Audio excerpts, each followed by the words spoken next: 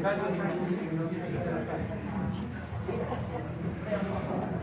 tenemos con nosotros a Molleja, Pilar Martínez, creo que de todos conocidos. Pilar nace en Molleja, se vive en el año, pero ahora allí hace magisterio. De magisterio pues ejerce en Ortigosa y Ollauri, creo recordar, ¿no?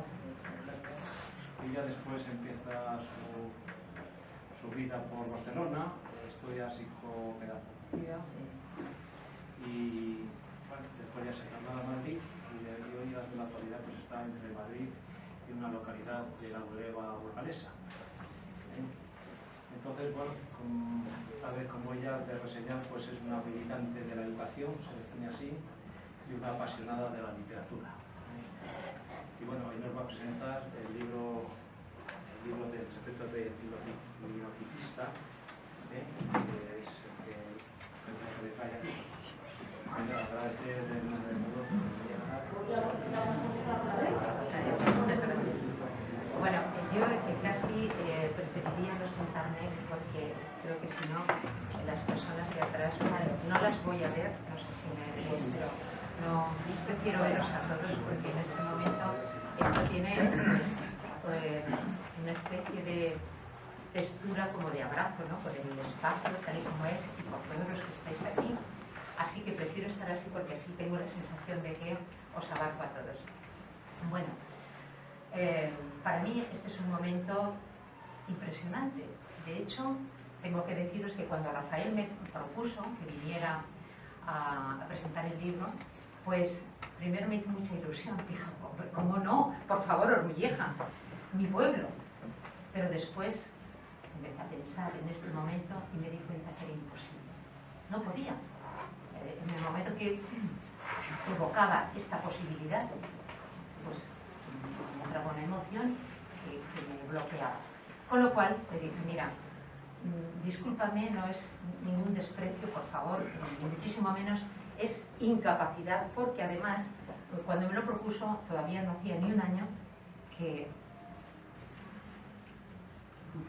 Me cuesta un poco, pero sabéis perfectamente que mi madre se fue. Entonces, pues, espero que la emoción desaparezca ya en este momento, porque era lo que más me dificultaba enfrentarme a este momento. Pero pasado el tiempo, de hecho, su aniversario lo celebramos hace unos días, pues su presencia ya es como el aire de la Ormilleja, con lo cual, pues, me dio fuerzas para decidir venir. Además, cuando me propuso Rafael en San Gregorio, que era pues precisamente una de las fiestas en las que yo no había estado nunca, porque siempre coincidía con momentos escolares y claro, no tenía vacaciones. Para mí Ormilleja, aparte de ser el lugar en el que nací, en la casa del Ave María, que creo que es la única casa que está señalada en este pueblo, pues es un signo de protección, con lo cual me siento feliz de haber nacido en esa casa con una protección, espero que de por vida, ¿no? Y aparte de eso, el significado que tiene haber nacido en Ormilleja para mí es que aquí es donde yo empecé a respirar unos olores, a notar unos sonidos, a despertar a la vida. De hecho, yo cuando me marché de aquí ya tenía un mes, pero no solo eso, es que aquí he estado viniendo siempre. Unas veces pues he recorrido el pueblo, otras veces nos hemos quedado en la bodega de mis primos y en la chopera, donde yo siempre acudía para recordar y para rememorar toda una serie de sensaciones que construyeron de alguna manera mis cimientos emocionales y mis cimientos sensoriales también, porque aparte de todo lo que el paisaje que obviamente está aquí al alcance de todo el mundo, además aquí había un paisaje afectivo para mí. Aquí estaban mis abuelas, aquí estaban mis tíos y aquí estaban mis primos y siguen estando, porque están aquí en este momento. Y eso para mí tenía una fuerza de cimentación en la vida. Pero al principio eso los niños no lo saben. Los niños van recibiendo una serie de sensaciones, de impresiones, de situaciones que nos ocurren en la vida, pero no somos conscientes de eso. Pero cuando te vas por el mundo, siempre para mí quedaba el patrón, este patrón emocional que significaba el mundo de olores y el paisaje de la muñeca. Pues bien, para llegar a este momento yo he necesitado todos los años que tengo, porque yo cuando nací aquí, aparte de esto que os he contado y de lo que significaba para mí, era como el espacio mágico que dice Ana María Matute para los niños, ¿no? Pero aparte de eso, yo tuve la suerte de nacer con un secreto, a voces, porque el secreto ya en este pueblo se sabía y se sabe, pero era un secreto que se sabía, pero no se comprendía, que es muy diferente. Lo mismo me pasaba a mí. Yo cuando descubrí el secreto de mi familia, no lo comprendía.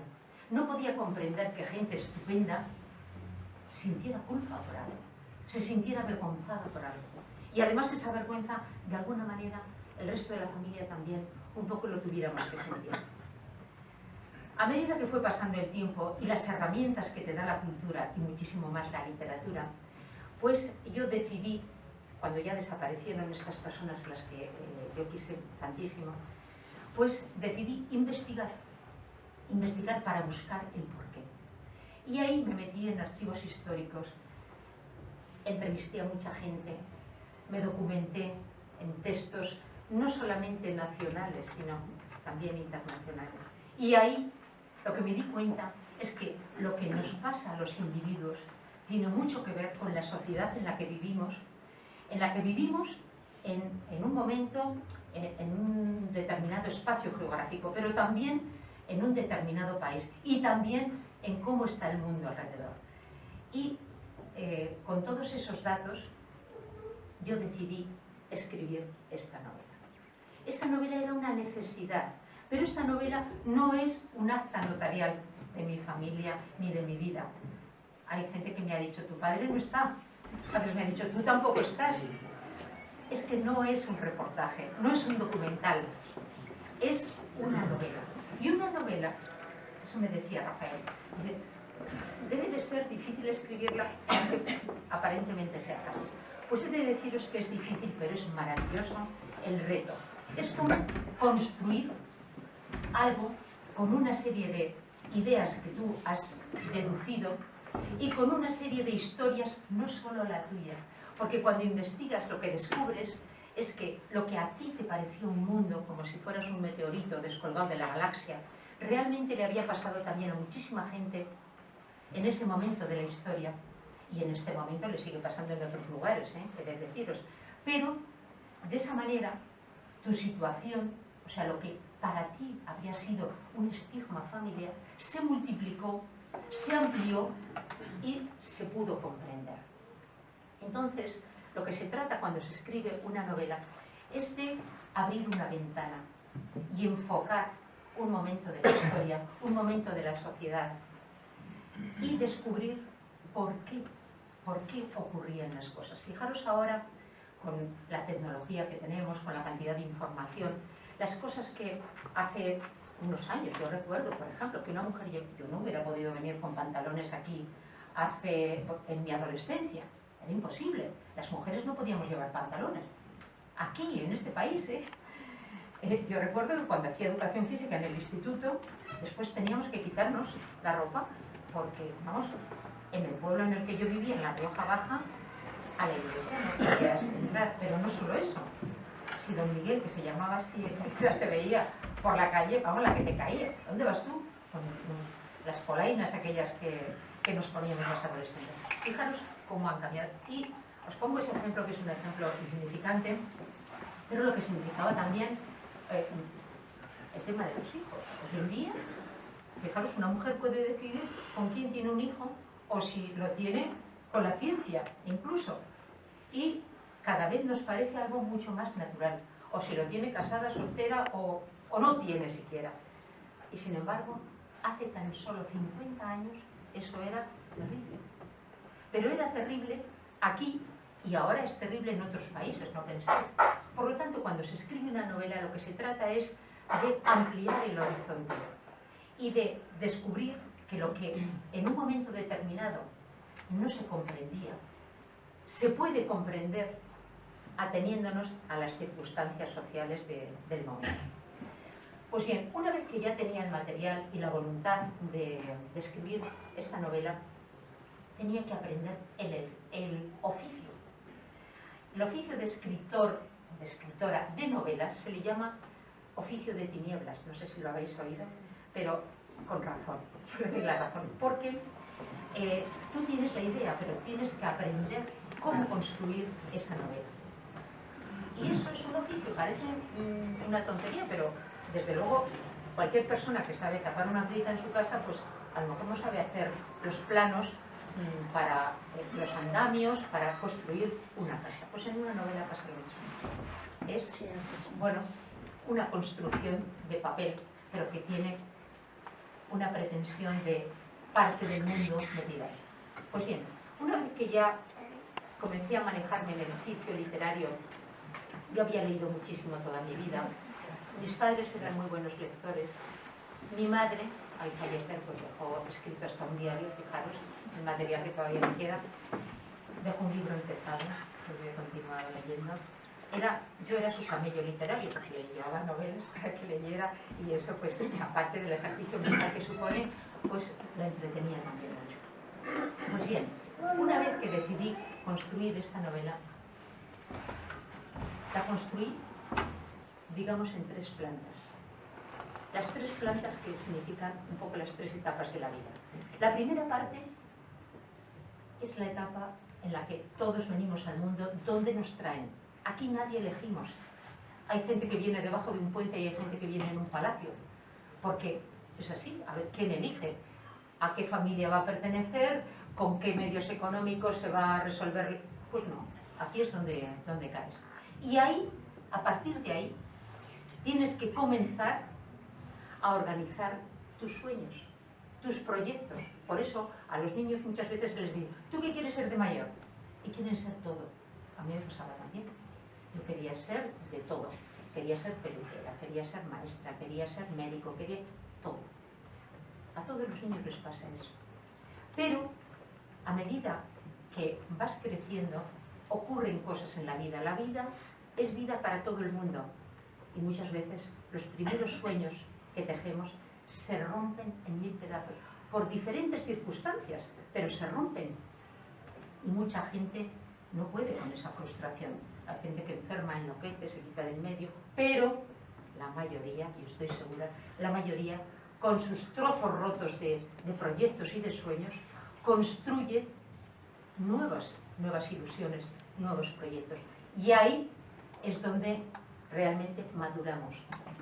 Y en la literatura, como no es un acta notarial, pues tú puedes decidir dónde te gustaría que las cosas fueran a parar. Porque realmente donde van a parar las vidas es donde pues muchas veces nos fijamos unos en otros, otras veces pues porque nos parece que así tiene que ser, pero muchas veces, ojalá, yo procuro practicarlo en la literatura, lo que realmente nos decide es nuestros sueños, es decir, donde tú quieras llevar tu vida, y ahí es donde metes toda tu energía, todo tu entusiasmo, y muchas veces es donde llegas. Por eso, yo en la primera parte, mi protagonista aterriza en un orfanato. Le tocó, ¿qué le vamos a hacer? Y ahí construyó sus primeros sueños, pero se le rompieron enseguida. Y se le rompieron por los obstáculos de la época, por las creencias sociales y morales que había en ese momento. Y a partir de ahí tuvo que ir al mundo y empezar otra vez a vivir con toda su vida rota en los bolsillos.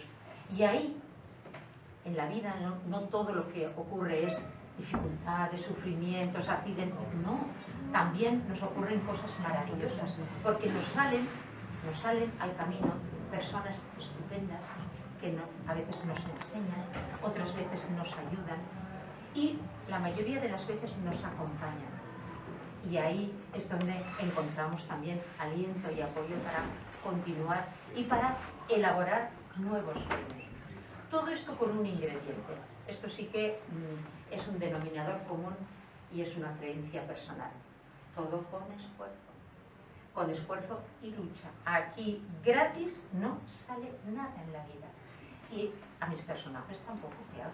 Pero después llegan a buen término. Al término que yo he creído que se puede llegar. Y se puede llegar no porque yo me lo haya inventado y sea aquí una marisabidilla, no. Porque yo también sé, porque en esas investigaciones que os hablaba antes, sé porque he descubierto otros modelos que se puede llegar a otros sitios. Por lo tanto, eso he intentado yo reflejar en la novela. En este oficio de construir la novela, una de las mayores magias a las que te enfrentas, y dificultades también, es que los personajes no son personas. No son una persona, quiero decir. Son muchas personas metidas ahí. Porque si no, cada persona que lee una novela no podría hacer la suya. Diría, bueno, claro, si esto es fulanito de tal, con esta familia y esta genealogía. No serviría. Una novela tiene que servir para que quien la lea realmente se encuentre algo de sus sentimientos, de sus experiencias y de sus sufrimientos también, encuentre en esos personajes. Y en esas historias también. Por eso os hablaba del oficio de tinieblas, porque en ese oficio hay que intentar meter muchas personas en los personajes. Puede haber 2 personajes, pero pueden representar a 200 personas. Y la novela tiene siempre un eje principal, como un árbol, pero luego tiene ramas, que son las diferentes tramas. Pero todas esas tramas contribuyen al equilibrio de ese árbol para que nos sintamos, cuando leemos esa novela que ya no me pertenece, yo creo que me la tendría incluso que volver a leer porque muchas cosas se me han olvidado, os lo prometo, pues para que cuando alguien la lea, la pueda hacer suya la novela. Ya no, a mí ya no me pertenece. Yo en el momento que el editor decidió sacarla, me llevé un disgusto. Parece mentira, porque me di cuenta que ya no podía hacer nada, ya no podía mangonear en ningún capítulo o encontrar un personaje y decir, claro, es que esto le podía haber pasado a este personaje, pues se lo voy a poner. Ya no puedes. O, claro, también lo podía haber llevado a tal o a cual sitio. Ya no puedes. Entonces, es pues como cuando un hijo se va de casa. Que dices, bueno, pues claro, no voy a ver qué tal comen, no voy a ver si sale bien abrigado, pues, a ver con quiénes va, a ver cómo le van a entrar. Ya no puedes. Ya tienes que confiar en que lo que tú has puesto ahí, bueno, pues puesto está y ojalá sea para bien, tanto en un libro como en un hijo. Así que esto es lo que he intentado yo con mi secreto del linotipista. Y no tengo nada más que deciros, si lo habéis leído, si queréis preguntar algo. Bueno, antes de nada quiero aclarar una cosa. Porque Rafael me ha presentado como Pilar Manzanares, aquí en este pueblo de Radical. Pero como veis en el libro yo firmo como Casilda y Riacho. Y eso ha dado lugar a alguna otra discusión que me consta. ¿Y por qué esto? Porque claro, yo no he renunciado ni a mis orígenes ni a mi familia. Pero, como os comentaba antes, cuando le preguntan a un niño qué quiere ser de mayor, y bueno, el mayor se va fijando y cosas que le llegan y que le han gustado, dice 1000 cosas.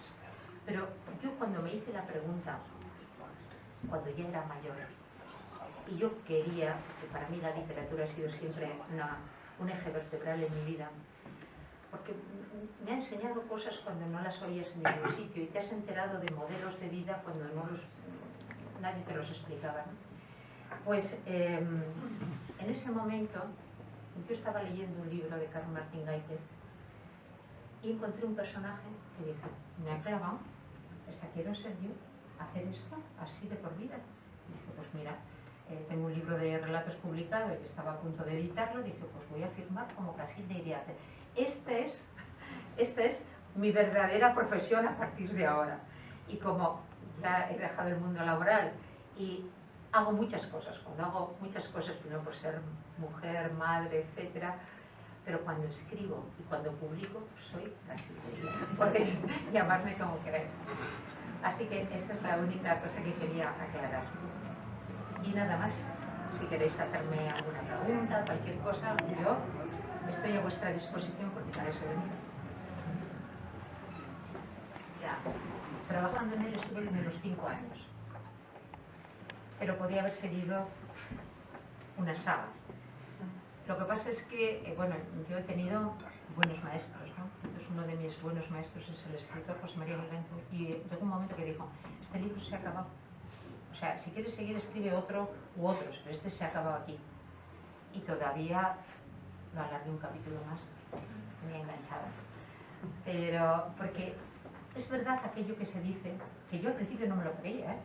Cuando dicen, los personajes te acaban atrapando. Yo decía, qué tontería, pero si los personajes los mueves tú, ¿cómo te van a atrapar ellos? Pues si son de mentirijillas.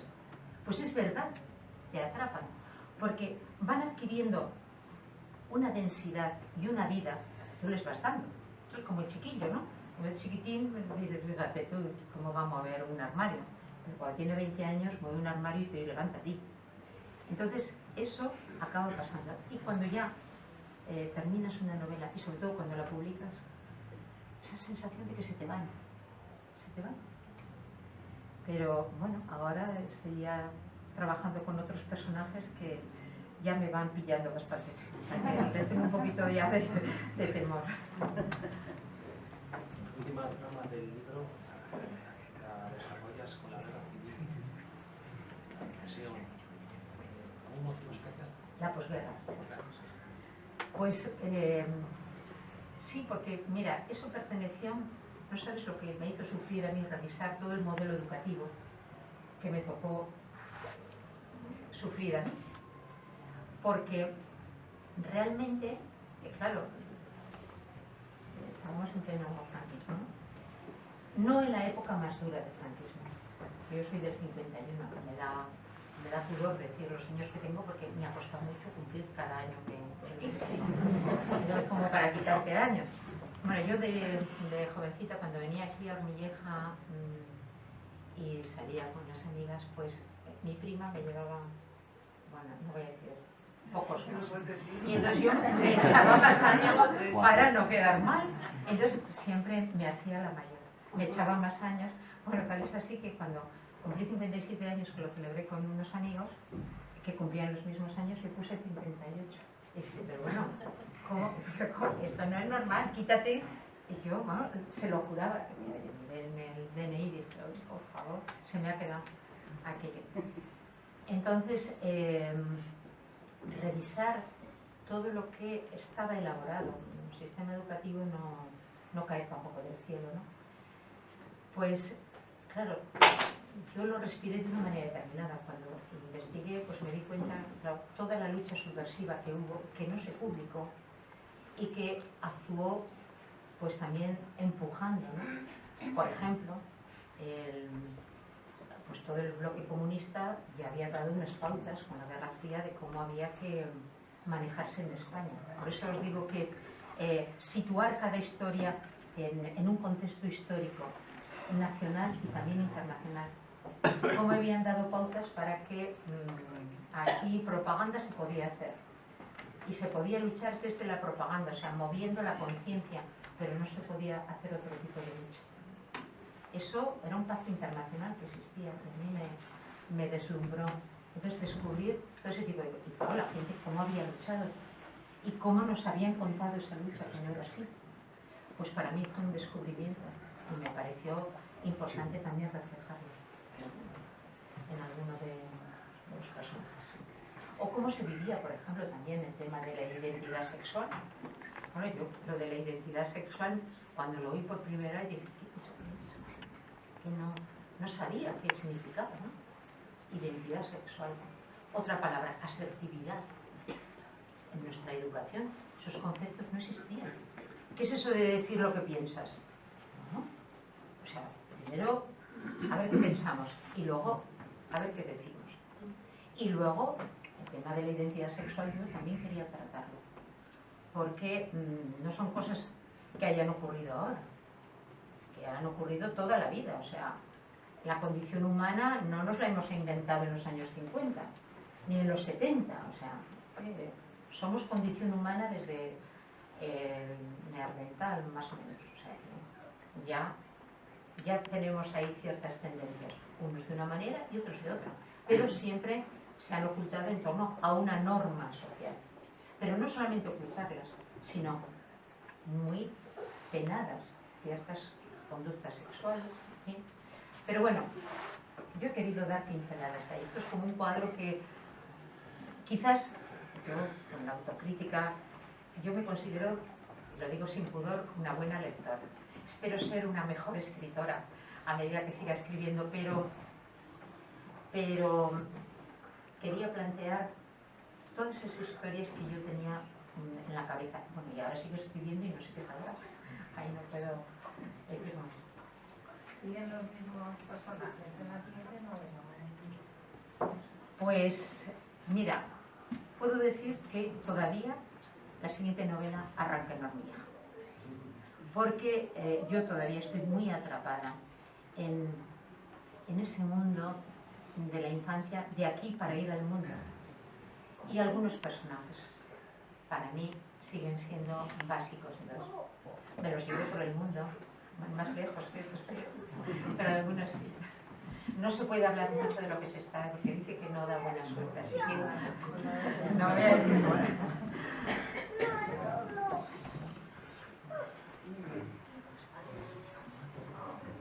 ¿Para cuándo la vas a sacar? ¿Son ideas?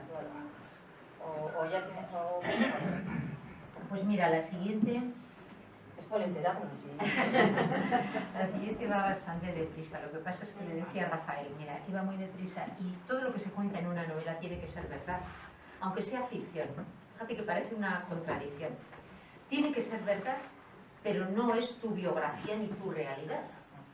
¿Qué quiere decir? Que tú todo lo que pones, o sea, yo no puedo inventarme que en los años 50, pues yo que sé, aquí la gente iba con plumas en la cabeza, porque sería, es una ficción, pero no tiene que tener cabeza.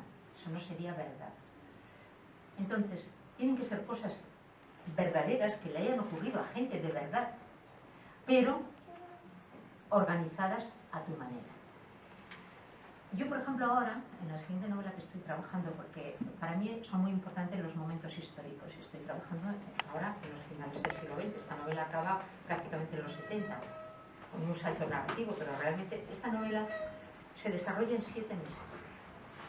Y hay un salto narrativo a los 70, porque me interesaba, porque yo quiero abordar esa última parte del siglo XX en esta siguiente novela. Y entonces me he enfrentado a la necesidad de la documentación y he tenido que pararme en serio, ya casi la llevo por la mitad, pero hombre, habrá gente que sea más osada. Yo todo lo que digo quiero que esté fundamentado, y si no, bueno, en esta novela yo pagué a unas profesionales de una asociación porque había un tema que yo desconocía por completo, no sabía, por lo tanto tenía que documentarlo y lo que aparece ahí es verdadero. Yo a mi madre, que me decía, me voy a morir sin leer esa novela, que no la terminas, pero que estarás escribiendo. Y efectivamente así fue. Por eso yo no quería ya publicarlo. Cuando falleció me llamó el editor, que estaba en las pruebas de imprenta, y yo sé que tiene fallos porque yo ya no la revisé. No podía, o sea, no me importaba la novela, decir, pero bueno, al lado de esto que es tan importante, esto no me importa. Pero bueno, finalmente salió esta. Y entonces, pues, yo a mi madre le decía, mira, lo que quiero que comprendas es que lo que aparece ahí no me ha pasado a mí, pero le ha pasado a mucha gente. Yo la escribo, pero no pienses que... No, también me han machacado en ninguna comisaría, que no, me tocó el pelo. No pienses eso, ¿no? Entonces, ese tipo de cuestiones, pues, es lo que se llama el rigor narrativo, que no tiene que ver con la imaginación. Tú echas imaginación a las cosas que conoces, pero a lo que no conoces, no. Y tienes que saber muy bien de qué estás hablando, aunque no lo pongas. Porque cada gesto que aparezca o cada emoción tiene que sonar a verdad. Y es que tiene que ser verdad, porque si no es un fragmento. Por eso, pues, claro, esta novela para mí tenía mucha carga emotiva, pero bueno, la siguiente pues también, porque las criaturas las vas haciendo crecer tú y no sé qué saldrá. No lo sé yo, bueno, es que no te lo quiero decir, es que no lo sé. Igual tengo que venir con andador ya a presentarosla. Pero arranquen la muñeca, eso sí que puedo decir. Bueno, yo no sé si lo... En la actual novela hay un capítulo en el que parece, cuando el cura sube por la calle con la niña, que está recorriendo el pueblo de Hormigueja. Pues que es verdad. Yo lo voy a decir yo. Hombre, es que por ejemplo, yo conocí la fuente que había aquí en la Calleja. O sea que esa fuente yo la tengo aquí. Yo me di cuenta hace unos días que estuve en la casa de mis padres en Logroño y me tumbé un ratito en la cama donde falleció mi padre. Y en ese momento me di cuenta que ya no importaba que estuviera en esa cama, porque el momento que yo viví con la muerte de mi padre, yo ya lo llevaba dentro. Lo cual ya daba igual que estuviera tumbada en esa cama que en cualquier otra. Porque la experiencia ya la has incorporado a tu ADN. Y eso a mí me pasa con la vieja. Con mi vieja, pues las calles, las cuestas, los sonidos. Es que lo tengo aquí con la chopera que os voy a contar. Mira, yo cuando era pequeña, mi padre, que era un entusiasta de la chopera, a veces me decía, porque en mi generación no se explicaban muchas cosas. Acordaros aquello de, a buen entendedor, con pocas palabras basta. Mi padre decía, escucha. Yo no sabía dónde mirar, escucha aquí. Y era, pues, una tarde de viento, cómo sonaban los árboles. Eso era. O a lo mejor, el sonido del muelo, el salto del muelo. Ese sonido. Bueno, yo al principio cuando llegaba a casa de mis tíos y de mi abuela, cuando estaban mis primos, pues al principio pensaba, a ver cuándo ya se para el río para poder dormir. No podía, ya te quedas dormida y agotada, pero recuerdo alguna vez que dejó de sonar y entonces no te podías dormir, porque lo incorporabas ya a tu identidad. Pues eso a mí me ha pasado con Hormigueja y bueno, será un síndrome de Estocolmo que tengo yo con este pueblo, pero realmente pues tengo sus calles, personajes, las caras de que a veces no puedo ni ponerles nombre porque no vivía aquí. Mi prima, que es mi traductora, me dice, pues este tal, este cual, pero si no he tenido ese hilo de continuidad. Pero eso no sé si va a ser ya mi sustrato para todas las novelas que pueda escribir. Así que aquí os la traeré. Bueno, no sé si aquí hay gente que la ha leído.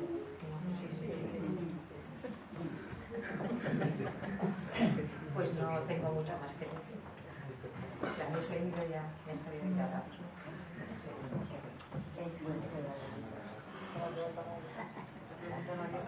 Ha dicho una presencia.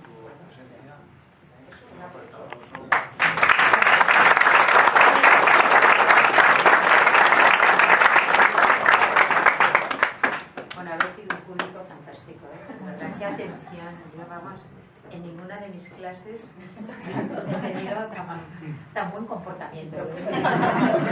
Bueno, quiero recordaros que antes me has comentado que querías que te firmase libros. Si queréis que os firme algún libro que no pude firmar otro antes, pues yo sin ningún problema.